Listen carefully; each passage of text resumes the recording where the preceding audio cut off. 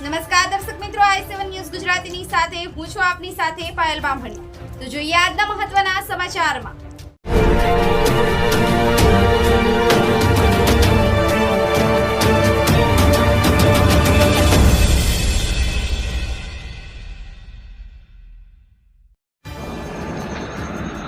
દાહોદથી મહત્વના સમાચાર મળી રહ્યા છે। દાહોદ જિલ્લાના સિંગર તાલુકામાં આવેલ અરોડા ગ્રામ પંચાયતમાં થયેલા ભ્રષ્ટાચાર અંગે લોકચર્ચા છે, ત્યારે સ્થાનિક લોકોનું શું કહેવું છે, જોઈએ ગ્રાઉન્ડ ઝીરો રિપોર્ટમાં।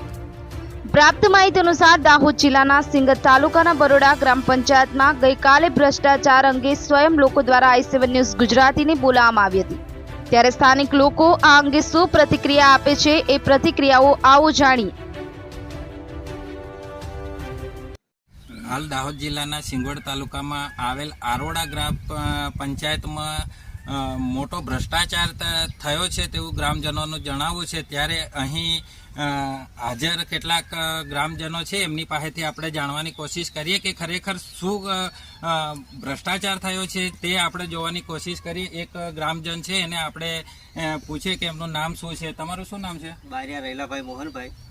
અમે સ્ટોન બંધ આજે 1 વર્ષથી બનાવી દીધેલા છે, તો કોઈ પણ એજન્સી અમને હજી આજ દિન સુધી બિલ આપેલ નથી।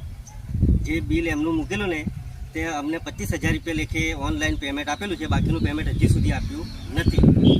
આ અમારી રજૂઆત છે। હવે અહીં શું નામ કીધું તમારું? રૈલાભાઈ। રૈલાભાઈનું જણાવવું છે કે સ્ટોન બંધનો એજન્સી દ્વારા બિલ ચૂકવવામાં આવ્યું નથી, અને આ જે સ્ટોન બંધ બનાવ્યો છે એ સ્ટોન બંધમાં અત્યાર સુધી આ જે ખર્ચો કર્યો છે એ કોને કર્યો છે? અમે પોતે કર્યો। તમે પોતે કર્યો છે। બીજા પણ એક વડીલ છે એમની પાસેથી પણ આપણે જાણવાની કોશિશ કરીએ કે તમારું શું નામ છે?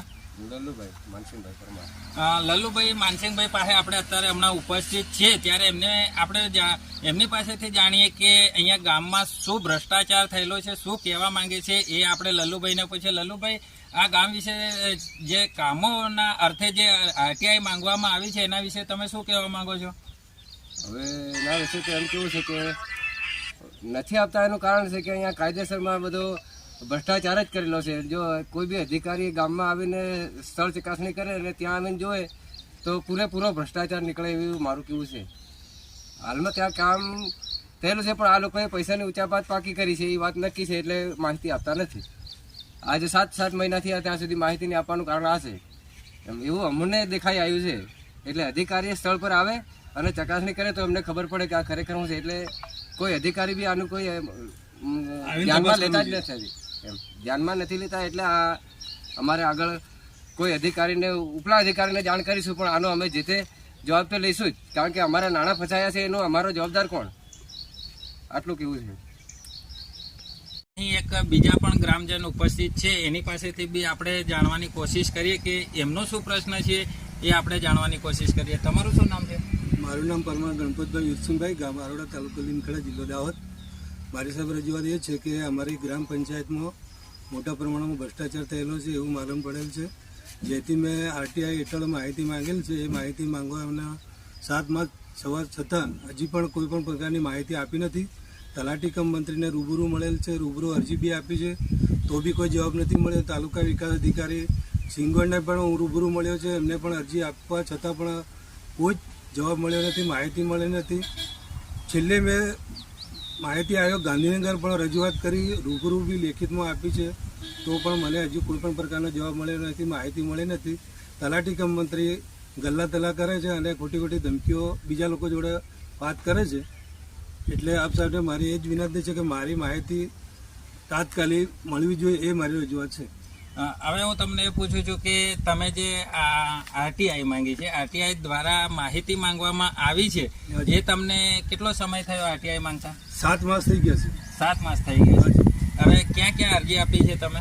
મેં પહેલાં તો તલાટી કમ મંત્રીને આપી, એમનો સમય મર્યાદા 30 દિવસનો પૂરો થયો, 60 દિવસ પછી મેં ટીડીઓ સાહેબને આપી, ટીડીઓ સાહેબને બી આપ્યા 2 મહિના થઈ ગયા, પછી મેં માહિતી આયોગમાં આપી, એમને આપી બી 3 મહિના થઈ ગયા। હવે આ ગ્રામજન દ્વારા એવું જણાવવામાં આવે છે કે આરટીઆઈ માંગતા 7 માસ 8 માસની આજુબાજુ થઈ ગયા છે, ત્યારે અહીં તલાટી ગલ્લા તલ્લા કરીને આરટીઆઈનો ચોક્કસ માહિતી આપી શકતા નથી, ત્યારે અહીં તલાટીને ન આરટીઆઈની માહિતી આપવાનું કારણ શું છે? શું આ આરોડા ગામમાં મોટો ભ્રષ્ટાચાર થયેલો હોય તેવું જોવા મળે છે? ઉપલા અધિકારી દ્વારા જો આ આરોડા ગામમાં ચોક્કસ તપાસ ઉપલા અધિકારી આવીને સ્થળ તપાસ કરે ત્યારે દૂધનું દૂધ અને પાણીનું પાણી હોય એવું થાય તેવું અહીં જોવા મળી રહ્યું છે. આપણે ગણપતભાઈને બીજું પણ પૂછી શકીએ કે એમને બીજી કોઈ રજૂઆત છે? ગણપતભાઈ, તમારી પાસે બીજી કોઈ રજૂઆત ખરી?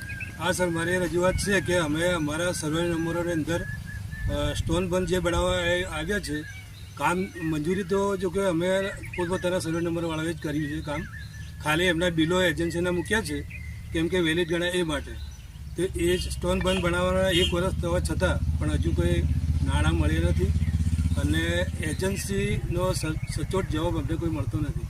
અમને ગલ્લા તલ્લા કરે છે અને અમારા નાણાં તાત્કાલિક મળવે એવી અમારી વિનંતી છે. ટોટલી સ્ટોન બંધ અમારે 18 બનાવેલા છે, 18ની ઉચાપત એજન્સીએ કરી છે એવી મારી રજૂઆત છે. ટોટલ સ્ટોન બંધ 18 બનાવેલા? 18 બનાવેલા. 18 ના બિલો આ રીતના ફસાયેલા? આ બધાને ફસાયેલા. ખાલી 25,000 લેખે આપેલું છે, વધારે આપ્યું નથી. હાલ અહીં રમણભાઈ વીરાભાઈના ઘર પાસે આપણે એક મિની એલાઇનનું કામ બતાવવામાં આવેલું છે. ત્યારે ત્યાં આપણે ઉપસ્થિત છે ત્યારે અહીં આપણે બોર જોઈ શકીએ કે આ જે બોર છે એ બોર આપણે જોઈએ અને જે અહીંયા બીજી એક ટાંકી લગાવવામાં આવેલી છે. અહીંયા શોભાના ગાંઠિયા સમાન એક ટાંકી છે, અહીંયા કોઈ કનેક્શન આપવામાં આવ્યું નથી. અને હવે અહીંયા એક બેન છે ઉપસ્થિત, એની પાસે આપણે એમની જાણવાની કોશિશ કરીએ કે આ કઈ રીતના આ લોકોએ કર્યું છે એ એમની પાસેથી જાણીએ. બેન, તમારું શું નામ? મીરાબેન. મીરાબેન, હા, તો યા નક્કી ને બોર કરાવ્યું ને તે 100 ફૂટ કરાવ્યો છે. તો આજે અમે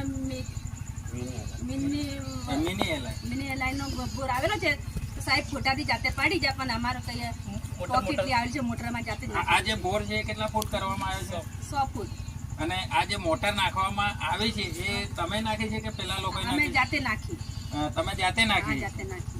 હાલ આ બેનનું કેવું છે કે મોટર પણ અમે અમારા પોતાના સ્વખર્ચે નાખી છે અને બોર પણ ખાલી 100 ફૂટ જ કરવામાં આવ્યો છે. અને બીજી તરફ આ જે ટાંકી જોઈ રહ્યા છો એ ટાંકી પાસે કોઈ કનેક્શન આપવામાં આવ્યું નથી અને એજન્સી દ્વારા ખાલી ફોટા જ પાડીને પૈસા ઉચાપત કરેલા છે તેવું ચોક્કસ જોઈ શકાય છે.